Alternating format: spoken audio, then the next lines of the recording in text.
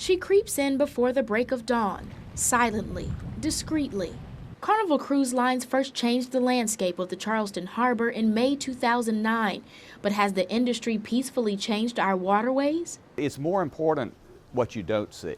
What you don't see are fine particulates that are absorbed into the bloodstream through the lungs, and those are very problematic from a health point of view. Dana Beach has led the fight to save the harbor from pollution, the battle now being slugged out in a lawsuit. In America, when you reach a point and you've tried everything, the courts are an avenue of last resort. One of the major claims of the Coastal Conservation League says Carnival Cruise Lines dumps waste into the Charleston Harbor.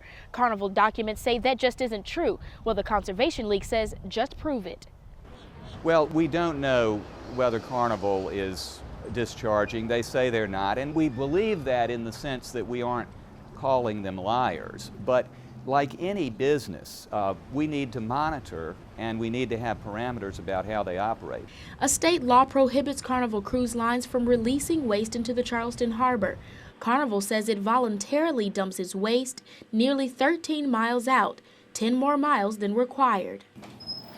Vijay Vallava is an assistant professor of environmental geochemistry at the College of Charleston. He says if Carnival practices what it preaches, most likely there's no harm done.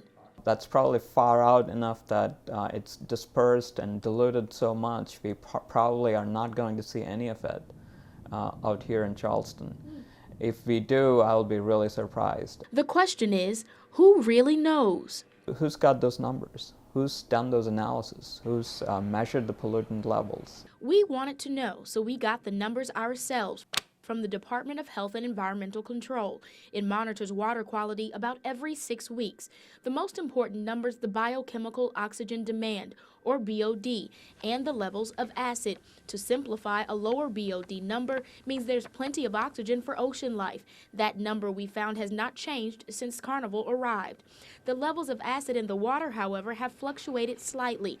They're higher, from 7.39 in 2009 to 7.54 this past August. Carnival Cruise Lines reports what and when they waste to the Coast Guard. That's why Mayor Joe Riley says he supports the cruise industry wholeheartedly, saying the city makes sure the company sticks to its word.